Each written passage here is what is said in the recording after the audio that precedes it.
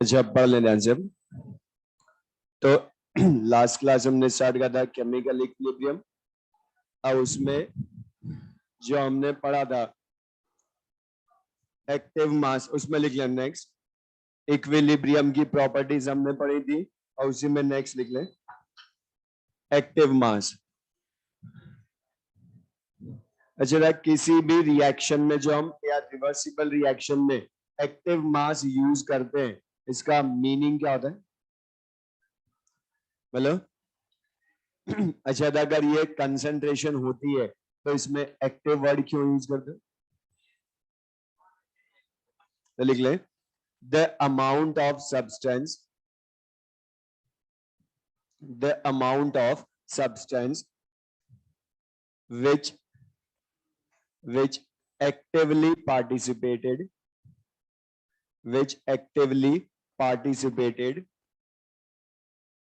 in a reaction, the amount of substance which actively participated in a reaction, meaning the किसी भी सब ये होता क्या, सिंपल सा मैं बोलूं तो एक्टिव मास होता है अमाउंट ऑफ सब्सटेंस जो रिएक्शन में एक्टिवली पार्टिसिपेट करता है। बट अब एक चीज ध्यान रखना, हमने कभी ध्यान से देखा जितने वो हमें अमाउंट क्वेश्चन में डायरेक्ट देता है उस सबको हम रिएक्शन में यूज करते हैं। तो उसका मीनिंग क्या है, हमारा अजम्पशन क्या होता है कि हम जितना भी अमाउंट ऑफ सब्सटेंस देता है उस पूरे को हम एक्टिव अज्यूम करते हैं। बट इन एक्चुअल प्रैक्टिकली 100% जितना अमाउंट गिवन होता है वो सारा एक्टिव नहीं होता है, लेकिन हम अज्यूम क्या करते हैं कि whole amount to be active. तो लिख ले इसमें we assume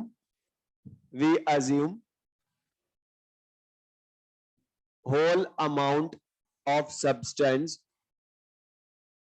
we assume whole amount of substance to be active, whole amount of substance to be active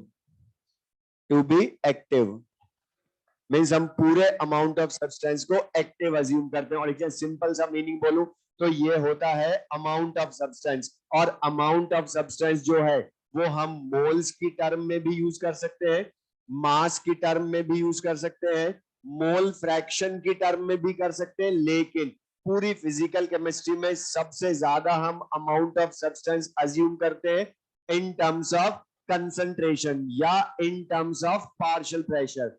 मतलब हमने केमिकल काइनेटिक्स में पढ़ा, वहां पर भी हमने रिएक्शन में सबसे ज्यादा या तो कंसंट्रेशन यूज की या पार्शियल प्रेशर यूज किया। मतलब हम दो तरह से अमाउंट ऑफ सब्सटेंस को सबसे ज्यादा यूज करते हैं। बट ये नहीं कि ओनली यही दो करते हैं, हम मोल फ्रैक्शन की टर्म में भी कर सकते हैं, मोल की टर्म में भी कर सकते हैं या मास की टर्म में भी कर सकते हैं। तो लिख लें फर्स्ट, बट हम सबसे ज्यादा जो अज्यूम करते लिख लें मोस्टली इट इज एक्सप्रेस्ड, लिख लें mostly it is expressed in terms of in following two ways, लिख लो in following two ways, mostly it is expressed in following two ways, first लिख लें बोर्ड पर से in terms of concentration, in terms of concentration। अब concentration की terms में हम represent करते हैं। और बता कंसंट्रेशन की टर्म में रिप्रेजेंट करते हो तो कंसंट्रेशन में सबसे ज्यादा कौन सी ली? बता पूरी केमिस्ट्री में हमने फिजिकल मोलैरिटी ही ली, इसलिए बता इनका लिख देते हैं कि मोलैरिटी ही एक्टिव मास होती है। बट बता एक्चुअल में अगर तुम खुद सोचो मोलैरिटी ही एक्टिव मास होती तो फिर बता हम यहाँ अलग से क्यों पढ़ते एक्टिव मास? हम तो डायरेक्ट बोल देते कि एक्टिव मास जो हम पढ़ चुके मोलैरिटी वही है। बट हमने क्यों नहीं बोला? बिकॉज यहाँ पर वो तो एक वे है उसको रिप्रेजेंट करने का इन टर्म्स ऑफ कंसंट्रेशन। और यूनिट भी क्या लिखते हैं? हम लिख लें इन मोल पर लीटर लिखते हो। और जब हम एक्टिव मास या किसी भी अमाउंट ऑफ सब्सटेंस को इन टर्म्स ऑफ कंसंट्रेशन रिप्रेजेंट करते हैं तो हम उसका रिप्रेजेंटेशन करते हैं बाय स्क्वायर ब्रैकेट। तो स्क्वायर ब्रैकेट लिखे तो ये है क्या, कंसंट्रेशन की टर्म में एक्टिव मास या कंसंट्रेशन भी बोल देते। ओके, अभी कंसंट्रेशन की टर्म में ले रहे, लेकिन यहां पर बता जिस सब्सटेंस का एक्टिव मास होगा उसको ब्रैकेट के अंदर लिखोगे। अब इसका फॉर्मूला क्या होगा, एक्टिव मास जब हम कंसंट्रेशन की टर्म में कैलकुलेट करेंगे तो इसका जो यूनिट है वही फॉर्मूला बता रही है। बता मोल पर लीटर का मतलब क्या हो गया, मोल अपॉन लीटर। मीनिंग बता लीटर किसकी यूनिट होती है, वॉल्यूम की। तो जिस भी सब्सटेंस का एक्टिव मास लाना है हम क्या बोलेंगे, उस सब्सटेंस के mole upon volume of substance in litre. बस जिस भी सब्सटेंस का लाना है उसके mole upon volume in litre लिख ले। और मोल अगर मैं तुम्हें डायरेक्ट दे दूं क्वेश्चन में, वॉल्यूम दे दूं तो बता मोल बाय वॉल्यूम से ला सकते हो, लेकिन बता इसकी जगह मैं तुम्हें क्वेश्चन में नंबर ऑफ मॉलिक्यूल्स और वॉल्यूम दूं तो ला सकते हो क्या। बता नंबर ऑफ मोल्स में number of molecules upon N का तो नंबर एन से डिवाइड कर दो। होगी बता एन मॉलिक्यूल्स में 1 मोल तो गिवन मॉलिक्यूल्स में अपॉन एन मोल ही होंगे। या सबसे ज्यादा जो मिलेगा नंबर ऑफ मोल्स की जगह वो मिलेगा मास ऑफ सब्सटेंस। तो बता मास बाय मोलर मास कर सकते हो ना, और किसी भी सब्सटेंस के 1 मोल का मास ही मोलर मास होता है। तो बता मास बाय मोलर मास लिख ले, और वॉल्यूम इन लीटर। लेकिन सबसे ज्यादा वॉल्यूम जो हमें मिलता है वो मोस्टली मिलीलीटर में ही मिलता है, लेकिन बता यूज मिलीलीटर में करोगे या लीटर में। तो बता इसको 1000 से डिवाइड करेंगे तो न्यूमरेटर में जाकर मल्टीप्लाई हो जाएगा वो। तो बता एक्टिव मास के अलग अलग फॉर्मूले हो गए इन terms of mole by volume या मास की टर्म में। या बता अगर मैं क्वेश्चन में डेंसिटी ऑफ सब्सटेंस दे दूं इन ग्राम पर लीटर तो बताओ ला सकते हो कि active mass density in terms of gram per litre दे दूं, और पता डेंसिटी क्या होती है, मास बाय वॉल्यूम। लेकिन किसमें बोल रहा हूं, ग्राम पर लीटर। तो बता ये जो लास्ट वाला फॉर्मूला है ये ग्राम पर मिलीलीटर में ही है ना, तो ग्राम पर मिलीलीटर में बोलूं तो ये यूज करोगे, लेकिन बता ग्राम पर लीटर बोलूं तो बता सेकंड वाला हो गया। फिर तो यहां पर यूज कर सकते हो, लिख ले तो density upon molar mass into 1000 बोल सकते हो। लेकिन बस ये ध्यान रखोगे इसमें जो ये डेंसिटी है इसकी यूनिट क्या है, ग्राम पर लीटर या ग्राम पर मिलीलीटर,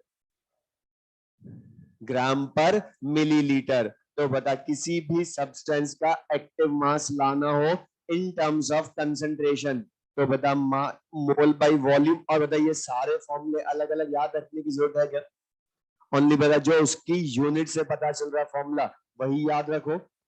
मोल बाय वॉल्यूम इसी को चाहो जिसमें चेंज करो।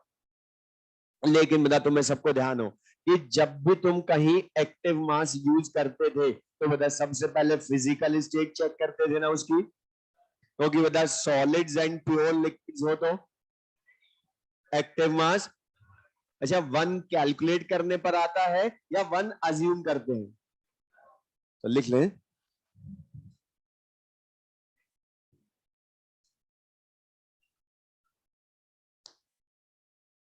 लें node first for solids and pure liquids, for solids and pure liquids, for solids and pure liquids, active mass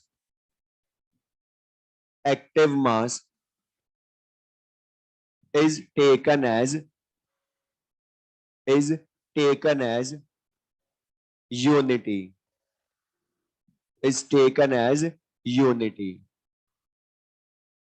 अब इसका रीजन वो देख लें।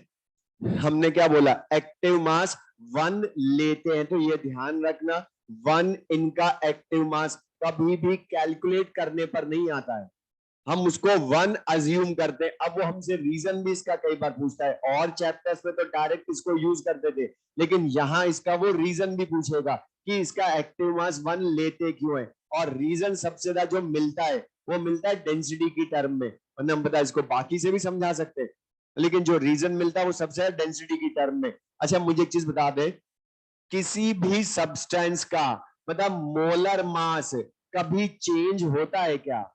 चाहे वो सॉलिड हो, लिक्विड हो, गैस हो, उसका एक्टिव मास कभी नहीं बदल सकता। मतलब चाहे गैस भी क्यों ना हो, हाइड्रोजन के 1 मोल का मास मतलब मॉलिक्यूलर वेट मतलब 2 ग्राम भी बोलते हो ना हमेशा। तो मोलर मास ये तो कभी बदल नहीं सकता। तो मतलब ये 1000 भी नंबर है ना, तो ये नंबर भी नहीं बदल सकता। तो बता, अगर एक्टिव मास बदलेगा या चेंज होगा तो किसकी वजह से होगा? तो तुम्हें चाहे आंसर आए चाहे ना आए कि वाई एक्टिव मास 1 लेते हैं क्या, वाई क्यों नहीं लेते, रीजन होगा डेंसिटी। अब यहां पर रीजन है बिकॉज जब इसका एक्टिव मास हम 1 लेते क्यों है? बिकॉज इनकी डेंसिटी चेंज नहीं होती है। मतलब इनकी डेंसिटी क्या रहती है? कांस्टेंट रहती है। अच्छा बता, डेंसिटी कांस्टेंट रहेगी, अब रीजन समझाऊंगा क्यों रहती है डेंसिटी कांस्टेंट। डेंसिटी कांस्टेंट रहती है तो बता, density by molar mass into 1000 मतलब एक्टिव मास ये भी वेरिएबल या कांस्टेंट? कांस्टेंट। और एक्टिव मास कांस्टेंट रहता है तो हम उसका एक्टिव मास कैलकुलेशन में 1 अज्यूम करते हैं, 1 अज्यूम करते हैं। अब एक्चुअली सुनना, कुछ स्टूडेंट्स को लगता है थर्मोडायनेमिक्स में तो हमने पढ़ा था कि जब भी कोई प्रॉपर्टी कांस्टेंट होती है तो उसका तो चेंज हम 0 ले लेते हैं। तो फिर यहां भी 0 ले लेते। 1 क्यों लिया? क्योंकि अगर हम 0 ले लेते तो हम इस चैप्टर में कुछ भी कैलकुलेशन नहीं कर पाते। क्योंकि बता, केसी और केपी इक्विलिब्रियम कांस्टेंट होते हैं ना। अगर बताओ कोई रिएक्टेंट या प्रोडक्ट सॉलिड होता और उसका एक्टिव मास चेंज नहीं होता और तुमने उसको 0 ले लिया होता, और केसी केपी बता प्रोडक्ट अपॉन रिएक्टेंट होते हैं ना, तो अब या तो तुम 0 रख दोगे प्रोडक्ट रिएक्टेंट की जगह, या तो केसी केपी 0 आएंगे या इनफाइनाइट। मतलब कोई कैलकुलेशन नहीं कर सकते। लेकिन मतलब 1 ले लो, 1 से मल्टीप्लाई डिवाइड कर, कुछ भी कर लो, कोई फर्क पड़ेगा क्या? तो इनका कैलकुलेशन में कोई इफेक्ट आता भी नहीं। तो अब इसका लेकिन रीजन क्यों चेंज नहीं होती है इनकी density solids and pure liquids का। अच्छा मुझे एक चीज बताओ, किसी भी सब्सटेंस का वॉल्यूम होता क्या है? उसके particles in all the directions कितना स्पेस ऑक्यूपाई करते हैं? और बता, तुम बचपन से पढ़ रहे हो सॉलिड्स एंड प्योर लिक्विड्स, उनका डेफिनेट वॉल्यूम होता है और वो उनके खुद के अमाउंट पर डिपेंड करता है। अच्छा था, अगर मैं इस डस्टर का मास 50 ग्राम मान लू, समझना ध्यान से, 50 ग्राम मान लू, तो बता इसका वॉल्यूम ये जितना स्पेस ऑक्यूपाई करेगा वही होगा ना? अरे बोलो, इसका वॉल्यूम क्या होगा? ये जितना स्पेस ऑक्यूपाई करेगा। तो सपोज मैं समझाने के लिए बोल रहा हूं लेकर कि 50 ग्राम सॉलिड है, इसका वॉल्यूम अज्यूम कर रहा हूं मैं है 1000 मिलीलीटर या 100 मिलीलीटर, 100 मिलीलीटर है। मतलब इसके पार्टिकल्स जितना स्पेस ऑक्यूपाई कर रहे हैं वो 100 मिलीलीटर है। तो बता, इसकी डेंसिटी बता सकते हो? मास बाय वॉल्यूम मतलब 50 ग्राम बाय 100 मिलीलीटर, यही होगी ना, हाफ ग्राम पर मिलीलीटर होगी। अब मुझे एक चीज बता, इस सॉलिड को मैं चाहे 1 लीटर वेसल में रिएक्शन करवाऊं इसकी, या 2 लीटर वेसल में रिएक्शन करवाऊं, मतलब सेम सॉलिड को करवा रहे हो ना रिएक्शन को, मतलब इसकी रिएक्शन में चाहे 1 लीटर वेसल में करवाऊं या 2 लीटर वेसल में करवाऊं रिएक्शन, मतलब इसकी डेंसिटी बदलेगी क्या? मतलब डेंस सॉलिड का खुद का वॉल्यूम होता है या वेसल के वॉल्यूम के इक्वल होता है? खुद का वॉल्यूम, मतलब उसका वॉल्यूम बता 50 ग्राम सॉलिड को, तुम खुद सोचो, मतलब इस डस्टर को चाहे मैं 1 लीटर वेसल में रख दूं तो भी इतना ही स्पेस ऑक्यूपाई करेगा, 2 लीटर वेसल में रख दूं तो भी इतना ही स्पेस ऑक्यूपाई करेगा। तो बता, इसकी डेंसिटी बदलेगी इन दोनों में या सेम रहेगी? तो बता फिर एक्टिव मास बदलेगा दोनों में, सेम रहेगा? सेम रहेगा। तो इनका सॉलिड्स एंड प्योर लिक्विड्स का एक्टिव मास हम 1 अज्यूम करते, मतलब पूरे चैप्टर में कैलकुलेशन में सॉलिड्स एंड प्योर लिक्विड्स को हम कंसिडर नहीं करते, क्योंकि उनको 1 लिख भी लोगे तो फर्क क्या पड़ेगा, 1 से मल्टीप्लाई डिवाइड ही करना है हमें केसी के पी में आगे। तो बता, उसको कैलकुलेशन में कुछ ज्यादा यूज होगा नहीं। तो तुमसे ध्यान रखना। अच्छा, प्योर लिक्विड, इस पूरे चैप्टर में प्योर लिक्विड हम सबसे ज्यादा प्योर वाटर लेते हैं। और बता, प्योर वाटर की डेंसिटी, तुम कितना भी वाटर ले लो, डेंसिटी 1 ग्राम पर मिलीलीटर ही बोलते हो ना हमेशा। तो बताओ क्या डेंसिटी अमाउंट से चेंज होती है क्या उसकी? तो बता, डेंसिटी कांस्टेंट प्योर वाटर की, तो एक्टिव मास भी कांस्टेंट ही रहेगा ना उसका हमेशा। बोलो, ये समझ में आया? ये रीजन में हाथ में लिख लेना, ध्यान रहेगा। बिकॉज डेंसिटी कांस्टेंट तो एक्टिव मास कांस्टेंट है। लेकिन बता, अगर इसकी जगह गैसेस हो, तो मुझे बता, गैसेस का एक्टिव मास 1 लेते हो क्या? बोलो, एक्टिव मास 1 लेते हो या कैलकुलेट करने पर जो आता है वो लेते हो? कैलकुलेट करने पर जो आता है वो लेते हैं। रीजन बता दो क्यों? अच्छा, रीजन बता। आंसर तो वही है, अभी मैंने बोला कुछ भी पूछ लो, रीजन तो डेंसिटी रहेगी।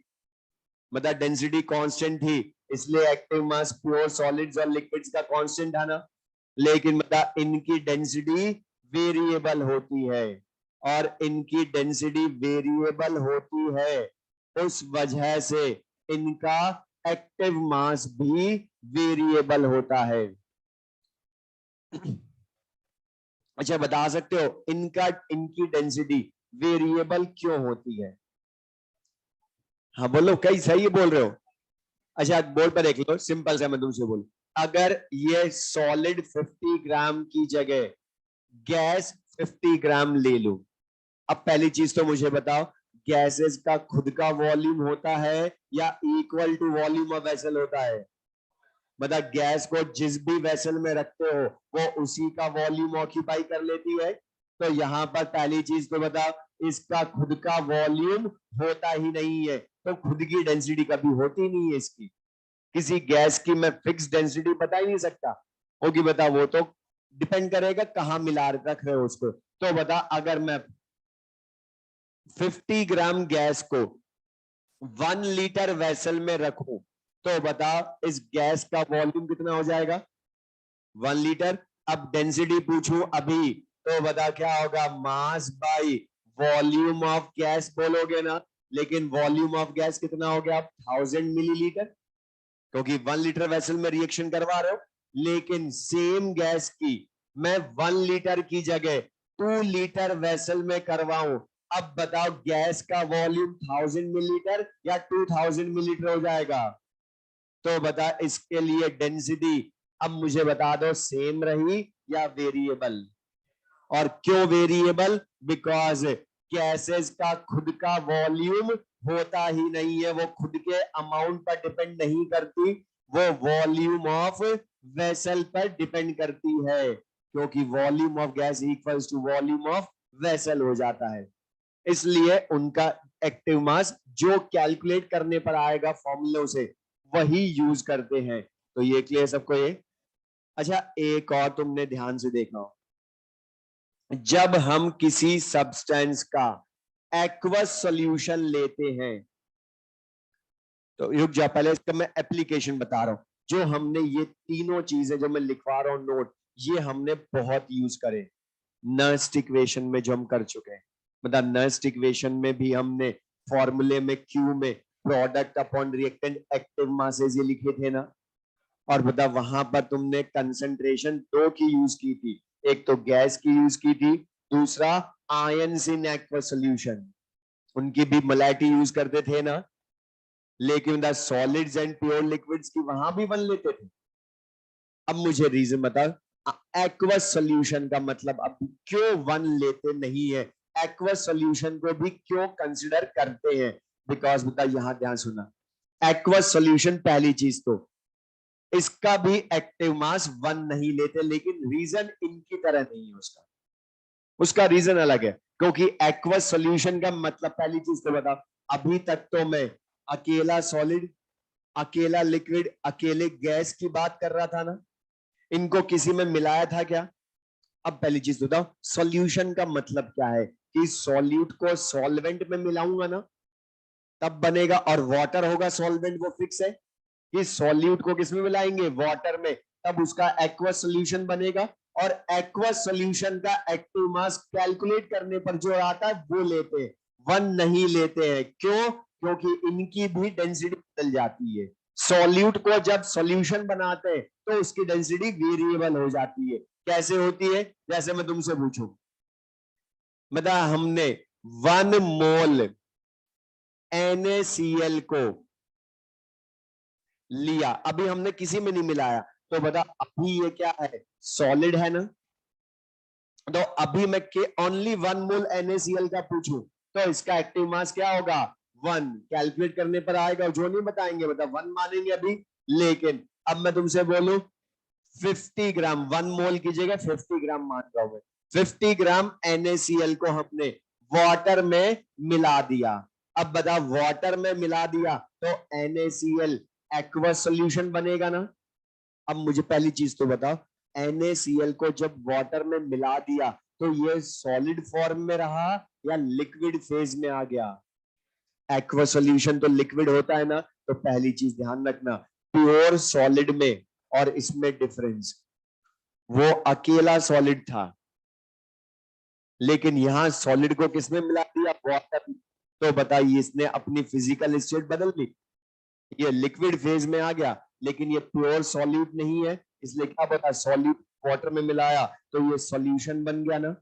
अब मैं अज्यूम कर रहा हूं 50 ग्राम NaCl इन 1 लीटर एक्वस सॉल्यूशन बना लिया इसने। 1 लीटर एक्वस सॉल्यूशन, तो पहली चीज तो मुझे बताओ, जब इसको 1 लीटर इसने एक्वस सॉल्यूशन बना लिया तो बता, अब इस NaCl का डिसोल्यूशन कंप्लीटली होगा ना इन द सॉल्यूशन।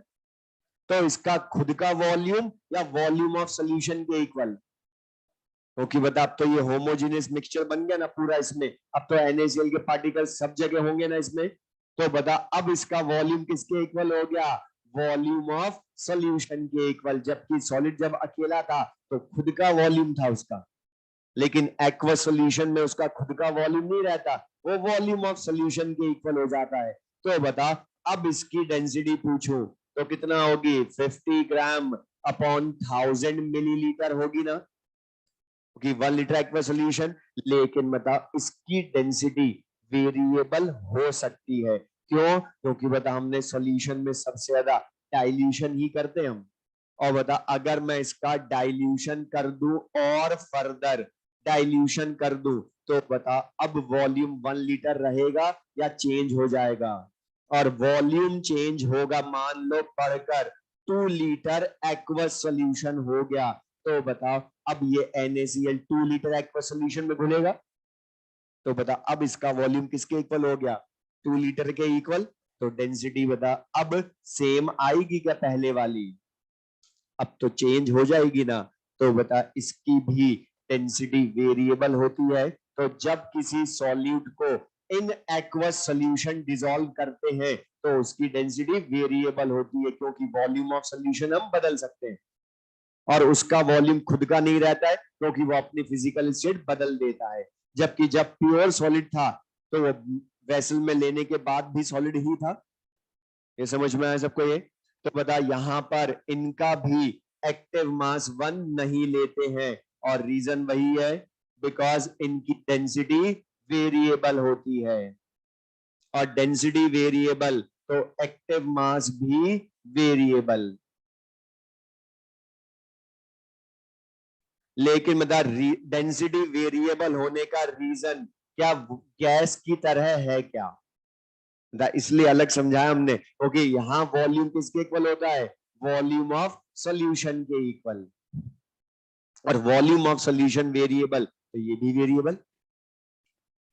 ठीक है,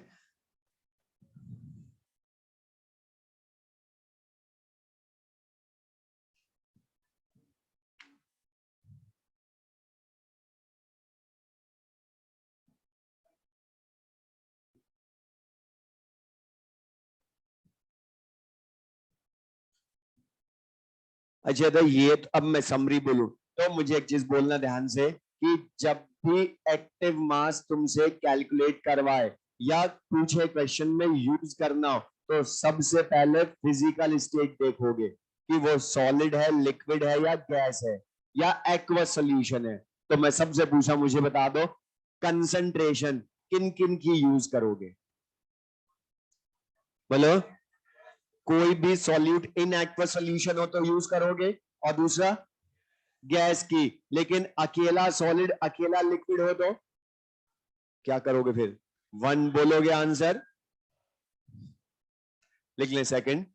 अब हमने बोलता है इसको दो तरह से रिप्रेजेंट करते हैं एक्टिव मास को, तो लिख लें second in terms of partial pressure. But बता partial pressure solid liquid gas सबका कंसिडर करते हैं या ओनली गैसेस का? तो बता ओनली गैसेस का ही करते हो, क्योंकि सॉलिड्स लिक्विड्स का तो प्रेशर नेग्लिजिबल होता है, तो ओनली फॉर गैसेस। और बता गैसेस का प्रेशर मोस्टली पूरी फिजिकल केमिस्ट्री में हमने एटीएम में ही लिया, हर जगह एटमॉस्फेयर में। तो लिख लें बोल पर से second in terms of partial pressure for gases.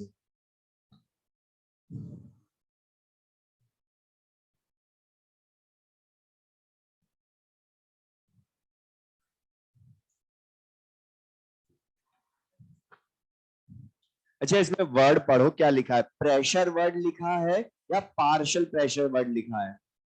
और यूनिट हमने यहाँ किस में लेनी हमेशा इसकी?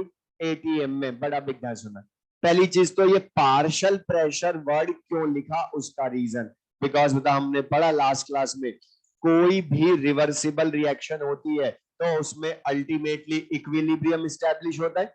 और बता इक्विलिब्रियम जब आता है तो क्या रिएक्टेंट 100% प्रोडक्ट में बदलता है या रिएक्टेंट प्रोडक्ट का मिक्सचर होता है?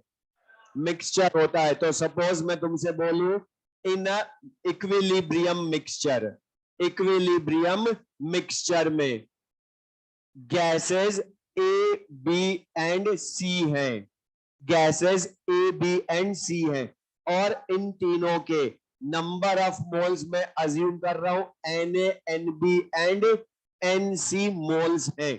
अब बता ये गैसेस वेसल में रैंडम मूवमेंट करेंगी ना, और रैंडम मूवमेंट करेंगी तो on the walls of the vessel टकराएंगी और प्रेशर एग्जर्ट करेंगी। तो बता जो ए का प्रेशर होगा, जो बी का प्रेशर होगा और जो सी का प्रेशर होगा उनका सम कर दूं तो बोलो टोटल प्रेशर आ जाएगा। और टोटल प्रेशर में से ए के प्रेशर का जो पार्ट होगा उसको क्या बोलोगे, प्रेशर ऑफ ए या पार्शियल प्रेशर ऑफ ए? तो बता पार्शियल क्यों बोला, क्योंकि इक्विलिब्रियम पर रिएक्टेंट प्रोडक्ट दोनों का मिक्सचर होगा ना। तो जब बता मिक्सचर में प्रेशर बोलते हो तो हमने बता हमेशा partial pressure partial word use करा, और पार्शियल का मीनिंग ही क्या है, पार्ट। तो बता टोटल प्रेशर में से ए का जो पार्ट होगा वो उसका पार्शियल प्रेशर, बी का जो पार्ट होगा वो बी का पार्शियल प्रेशर। तो लिख लें the pressure exerted by, the pressure exerted by a gas molecule, by a gas molecules, by a gas molecules on the walls of the vessel, by a gas molecules on the walls of the vessel, on the walls of the vessel is vessel is called partial pressure of that gas, is called partial pressure of that gas in the mixture, is called partial pressure of that gas in the mixture। तो the partial pressure कब होता है, जब वो कोई gas mixture में हो। अच्छा अगर अकेली गैस ए होती तो पार्शियल वर्ड यूज करते क्या, फिर तो सारा प्रेशर बता ए का ही होता ना, फिर तो प्रेशर ऑफ ए बोलते। तो मिक्सचर है यहाँ पर तो इसलिए हमने क्या बोला, ए बी सी का पार्शियल प्रेशर। अब लेकिन ये कैलकुलेट कैसे करते हैं, जैसे हमने पढ़ा एक्टिव मास कंसंट्रेशन की टर्म में मोल बाय वॉल्यूम से करते हो, तो सेम वैसे ये हम कैसे करते हैं। तो इसके दो मेथड है, एक जो हम सबसे ज्यादा यूज करेंगे इस चैप्टर में वो है बाय डाल्टन्स लॉ। और बता डाल्टन्स लॉ हम ऑलरेडी पढ़ चुके हैं सॉल्यूशंस चैप्टर में भी, वहां बता हमने पढ़ा भी था mole fraction in vapour phase Y भी। तो उसकी दूसरी हेडिंग क्या लिखी थी, relation between Raoult's law and Dalton's law. तो वही यहां पर भी यूज करेंगे, क्योंकि बता ये मिक्सचर ऑफ गैसेस ही तो है ना। और सबको ध्यान भी होगा। मतलब किसी भी गैस का पार्शियल प्रेशर क्या होता है बताओ, उसका mole fraction into total pressure, यही करते हो तो लिख भी लो। तो किसी भी गैस का पार्शियल प्रेशर हम फाइंड कैसे करेंगे इक्विलिब्रियम मिक्सचर में, किसी भी गैस का mole fraction into total pressure, total pressure mixture का वो खुद देगा हमें।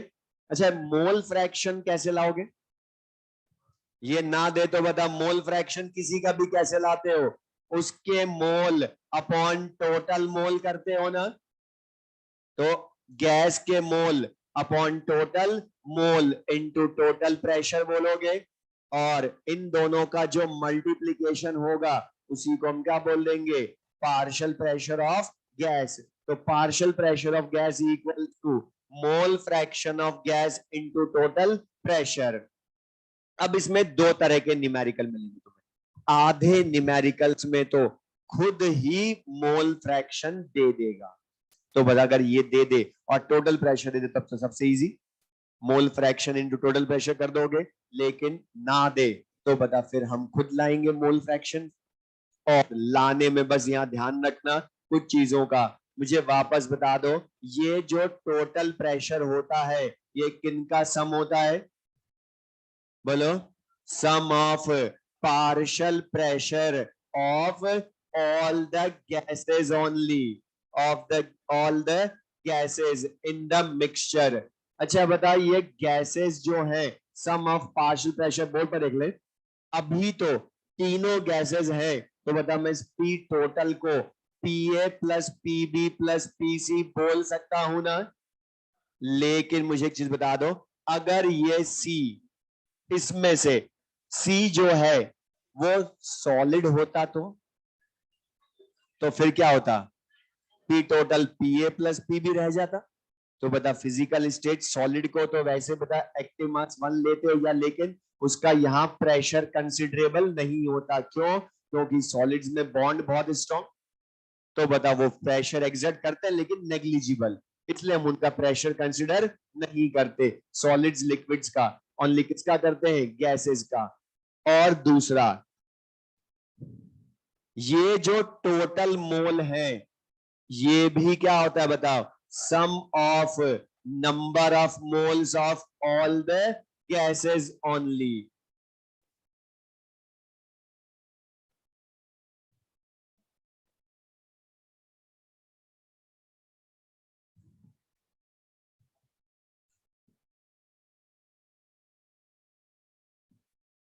अब यहां ध्यान सुनो, ये जो हमने लिखा P total sum of partial pressure of all the gases, total mole भी ऑफ ऑल द गैसेस, ये जो दोनों मीनिंग है पी टोटल एंड टोटल, इनको ध्यान रखना, बिकॉज ये दोनों अलग से भी न्यूमेरिकल में काम आते हैं, जरूरी नहीं हर बार ये फॉर्मूला काम आए, ये अलग से इनका मीनिंग भी बहुत काम आता है। और यहाँ रुक जाओ, पहले एक चीज जो काम की चीज में बोलने वाला ध्यान सुनना, ये वरना कुछ को बाद में कंफ्यूजन होता है न्यूमेरिकल में, और ये याद रखना, फिर मैं दोबारा बता दूंगा आगे न्यूमेरिकल जब काम आएगा, ध्यान सुनना।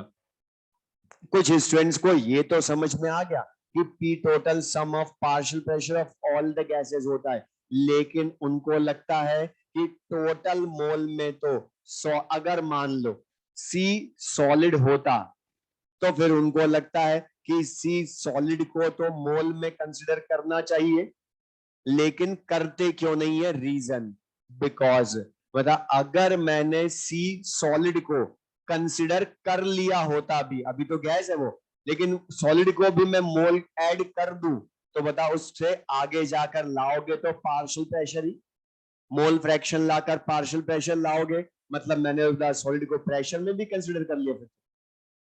तो यहां ध्यान रखना, हम टोटल मोल में ये ऑफ ऑल द गैसेस ही क्यों लिखा, बिकॉज सॉलिड्स लिक्विड्स को हम प्रेशर जब कंसिडर नहीं करते तो कैलकुलेशन में भी कंसिडर नहीं करते, वरना कैलकुलेशन में कंसिडर करने का मीनिंग तो क्या हो गया कि हमने उनको कैलकुलेट प्रेशर में कंसिडर कर लिया। तो ये ध्यान रखोगे, ये यहाँ पर फिजिकल स्टेट बहुत इंपॉर्टेंट है, एक्टिव मास कंसेंट्रेशन में भी फिजिकल स्टेट देखी और प्रेशर में तो सबसे ज्यादा देखना है, ये मीनिंग क्लियर है। अच्छा मुझे एक चीज बता, एक और क्वेश्चन पूछू, मतलब मैं तुम्हें ए और बी के मोल फ्रैक्शन दे दूं तो सी का मोल फ्रैक्शन ला सकते हो क्या? अच्छा, तो जितने भी कंपोनेंट्स होते हैं उनके मोल फ्रैक्शन का सम 1 होता है। तो बता, यहां पर भी ध्यान रखोगे, अगर दो कंपोनेंट है तो दो के मोल फ्रैक्शन का सम 1, और मान लो अगर 3 है तो 3 का मोल फ्रैक्शन का सम 1 होगा। तो बता, जितने कंपोनेंट्स हैं उन सबके मोल फ्रैक्शन का सम 1 होता है। ये भी हमारे काम आएगा, लेकिन यहां भी बता, ये मोल फ्रैक्शन किसका लोगे? गैसेस का। क्योंकि बता, कैलकुलेशन तो पार्शियल प्रेशर की करनी है अल्टीमेटली। तो बता, मोल फ्रैक्शन में भी हम कभी भी सॉलिड लिक्विड को यूज नहीं करेंगे, ओनली गैसेस को करेंगे। तो बता, अब मैं तुमसे क्वेश्चन ही पूछ लूं, partial pressure of A find करें। तो बता, अब इस फॉर्मूले से कर सकते हो। ए का पूछा तो जिस भी गैस का पूछा उसके लिए क्या लिख लोगे? मोल fraction of that gas into total pressure लिख ले। या इस मोल फ्रैक्शन ऑफ ए ना दे तो mole of A upon total mole of all the gases, और अभी तीनों गैसेस हैं इसलिए तीनों को यूज करोगे, इनटू टोटल प्रेशर। इसी तरह से बी का पार्शियल प्रेशर लाना हो तो बता, mole fraction of B into total pressure बोल दोगे, या सी का लाना हो तो mole fraction of C into total pressure.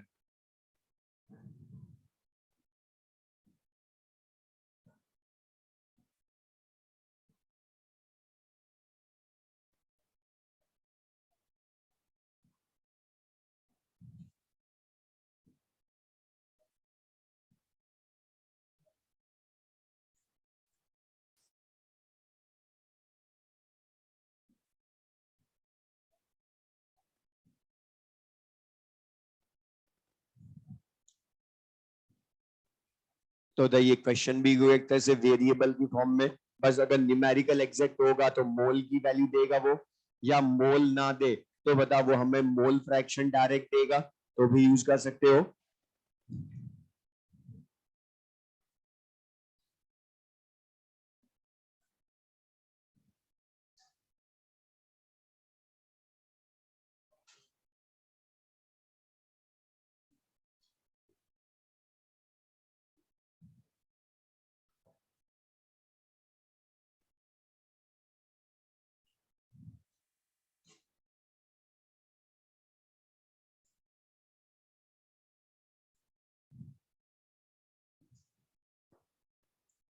अच्छा दा, अब ये तो एक मेथड हुआ partial pressure of a gas find करने का, लेकिन दा ये कब यूज करोगे?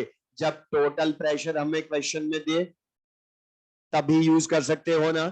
लेकिन कई बार वो हमें वॉल्यूम और टेम्परेचर देगा, और बता, वॉल्यूम टेम्परेचर दिए तो फिर ये फॉर्मूला यूज नहीं कर सकते वॉल्यूम टेम्परेचर के साथ। तो बता, फिर हम क्या यूज करेंगे? कुछ ना बचे तो गैस के लिए आइडियल गैस इक्वेशन तो है ही। और बता, आइडियल गैस इक्वेशन से भी तो पार्शियल प्रेशर ला सकते हो गैस का, एनआरटी बाई वी।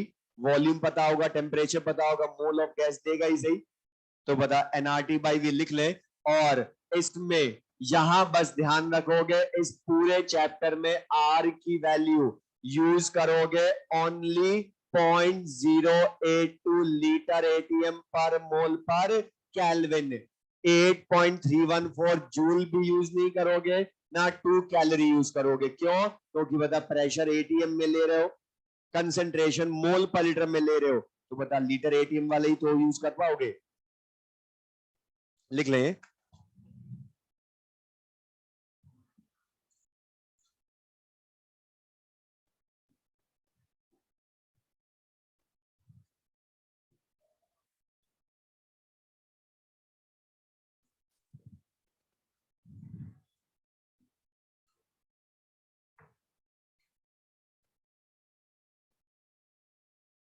अच्छा, अब एक चीज ध्यान सुनना, अब हमने जो एक्टिव मास है वो हमने दो टाइप का पढ़ लिया।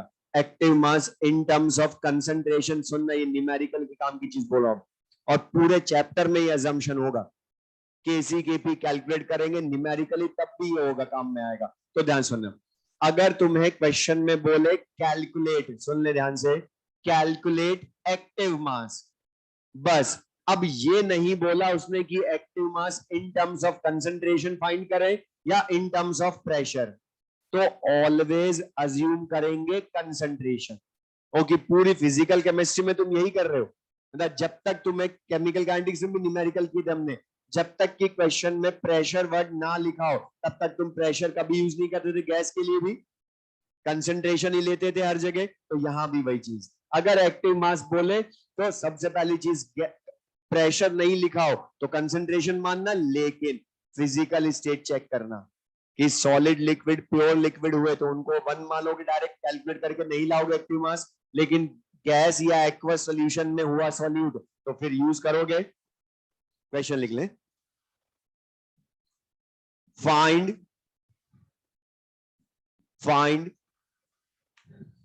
Active mass of, find active mass of, board पर से लिख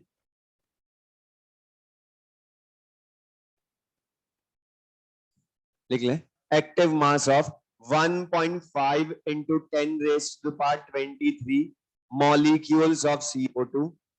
Find active mass of 1.5 into 10 raised to the power 23 molecules of CO2 present in 200 milliliter vessel. Present in 200 milliliter vessel.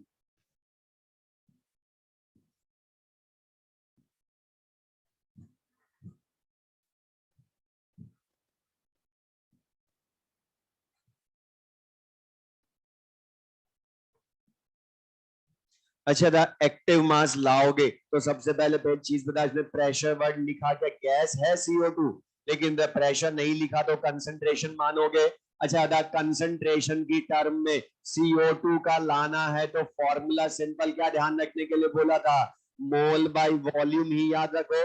लेकिन बता तुम्हें मोल गिवन है या मॉलिक्यूल्स गिवन है, तो बता यही नंबर ऑफ मोल्स ले आओ ना, इसके number of molecules upon Avogadro number, तो बता 6 into 10 raised to the power 23 से डिवाइड कर दोगे यहीं पर ही। Na की वैल्यू, वॉल्यूम मिलीलीटर में है तो 1000 से ऊपर मल्टीप्लाई हो जाएगा डिवाइड करोगे तो, और कैलकुलेशन भी सिंपल सी, डिवाइड करोगे 5/4 या कितना हो गया 1.25 मोल पर लीटर, या शॉर्ट में कैपिटल एम लिख सकते हो उसको, बोलो। तो बता बिल्कुल सिंपल सा question, active mass in terms of concentration मानना है जब तक कि ना लिखे प्रेशर वर्ड। नेक्स्ट क्वेश्चन लिखे,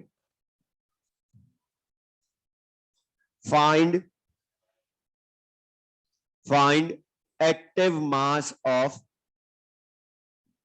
find active mass of 5 gram calcium carbonate,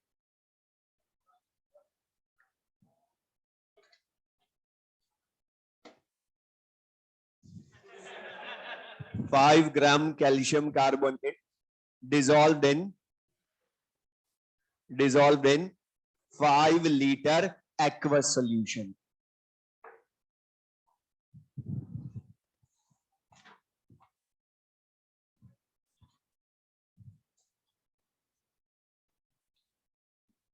Dissolved in 5 liter aqueous solution.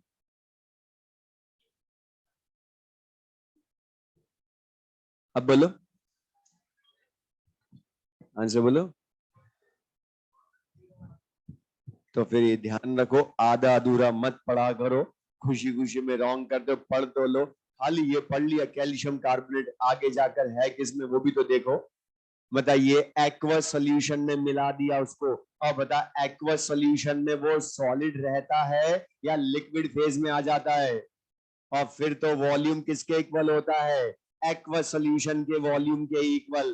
तो बता यहाँ पर इसका एक्टिव मास क्या 1 बोलोगे क्या, अब ये किसमें है, इन सॉल्यूशन, और हमने आप बार बार पूरा क्यों समझाया मैंने, NaCl इन एक्वस सॉल्यूशन। ऐसे क्वेश्चंस के लिए 1 हम सोचेंगे कि रट लेते फिर कि 1 होगा, लेकिन क्यों नहीं होगा, क्योंकि अब वो सॉलिड स्टेट में है कहां।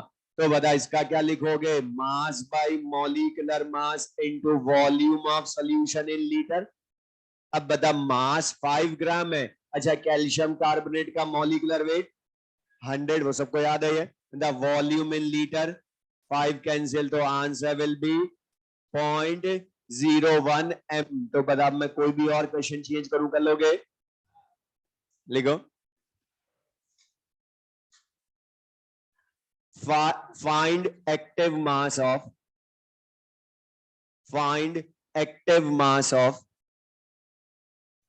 5 gram calcium carbonate, 5 gram calcium carbonate present in 5 liter vessel। अब बताओ, तो हमने सबसे पहले यही सब चीज समझाई है मैंने कि सॉलिड को वेसल में रखोगे तो वॉल्यूम नहीं बदल सकता उसका, क्योंकि वेसल में उसका वॉल्यूम वेसल के वॉल्यूम पर डिपेंड करता ही नहीं है। लेकिन मतलब जब वाटर में मिला दोगे तो फिर उसका खुद का वॉल्यूम नहीं रहता, वॉल्यूम ऑफ सोल्यूशन के इक्वल हो जाता है। तो बता, वेसल के वॉल्यूम पर ये डिपेंड करता ही नहीं है। अब मेटल कंपाउंड तो सब सॉलिड ही होते हैं ना, तो कैल्शियम कार्बोनेट सॉलिड। अब इसका एक्टिव मास 1, जबकि बता सेम लैंग्वेज दोनों क्वेश्चन की। ये दोनों क्वेश्चन जानबूझ के साथ में का, तो मैं डिफरेंस तो देखिए दोनों में है क्या। वो एक्वस सॉल्यूशन में है और ये वेसल में है, और वेसल में उसकी फिजिकल स्टेट नहीं बदल सकती। नेक्स्ट क्वेश्चन लिखें, इन द रिएक्शन बोर्ड पर लिख लें, PCl5 gives PCl3 plus Cl2, PCl5 gives PCl3 plus Cl2 at equilibrium 1 mole PCl5 and 1.5 mole each of PCl3 and Cl2 are present. PCl3 and Cl2 are present. Find partial pressure of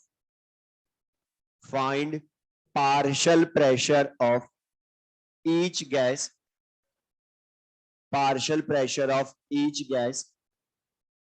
at equilibrium, if total pressure is 10 atm. Total pressure is 10 atm.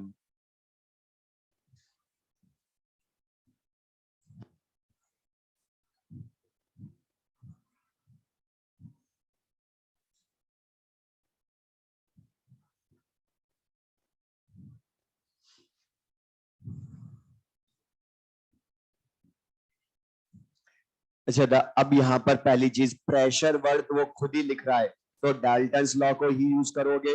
Ideal gas equation के लिए temperature volume है ही नहीं। लेकिन बता यहां पर सबसे पहली चीज बता, जब यूज करोगे प्रेशर तो सॉलिड्स, लिक्विड्स, गैसेस या ओनली गैसेस?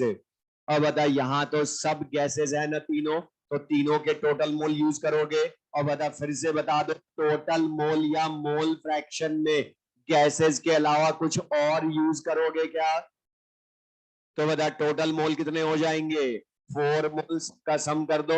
अब बता तुम्हें पार्शियल प्रेशर लाना है PCl5 का, तो बता क्या करोगे? उसका mole fraction into total pressure करोगे, और मोल फ्रैक्शन तुम्हें उसने खुद ने लिख कर दी, टोटल प्रेशर दिया 10 atm, और मोल फ्रैक्शन हमें लाना पड़ेगा, तो क्या करोगे?